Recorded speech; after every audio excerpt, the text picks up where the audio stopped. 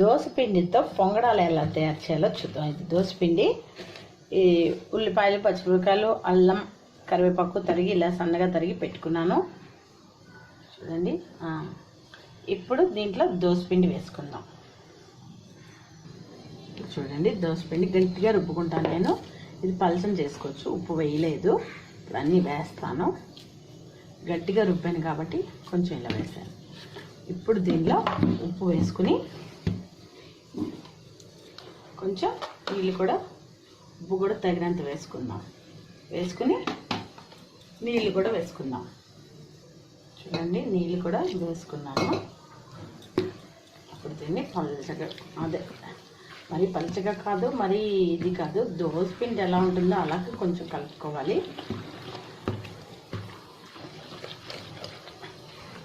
కొంచెం పెద్దది పెట్టానంటే కలుపుకోవడానికి ఈజీగా ఉంటుంది కదా అని.